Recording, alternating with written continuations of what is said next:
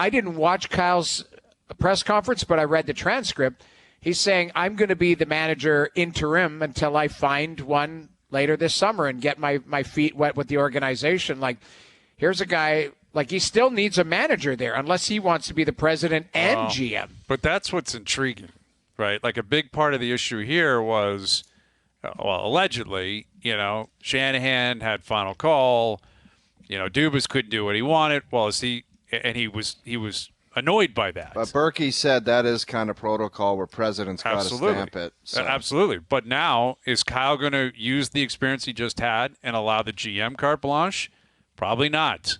Right? Right. Probably not. No, absolutely not. Exactly. Which is, I wouldn't say there's an element of hypocrisy, but you just complain, well, I'm the GM. Now you're the guy. You're not going to let the GM do everything. Like, Kyle's going to make the final call on everything. He's basically the new Shanahan. And that's what he wants. That's what sticks out here is he didn't want Shanahan as a buffer anymore. Like, that's kind of what it felt like. Like, I want to make every decision I want to make. And Shanahan, I'm sure, along with the financial stuff, said no. And I don't. Why wouldn't Shanahan say no? Like, Exactly. what, Shanahan's just going to say, okay, fine, I retire so you can run the show?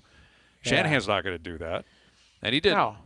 But he gets an opportunity. In essence, it's a lateral move, but it's a move up for him. Right. And because he's the president of the team now. So he's going to oversee everything and build a program. But, he was talking about, I wouldn't bet against Crosby and Malkin and Letang and stuff. But, he knows the clock is ticking. They just missed the playoffs, and those guys played every single game. And he's got Granlund there for 2 more years at $5 million. He's got Jeff Carter who's on, is Can't a guy who's anymore. Near the end of his career. Like, he's got some big moves to make, as Brad Treliving. But again, sure.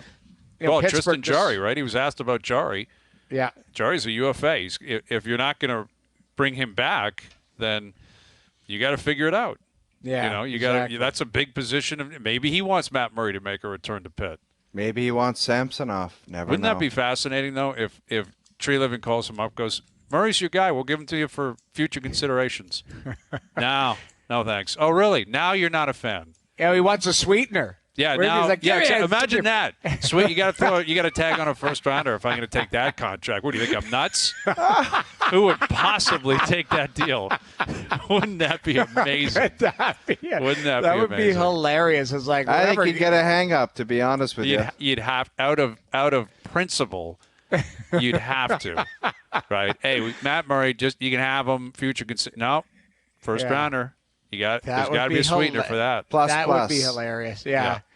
That would be. Well, you got to eat some of that salary. It's way too hot.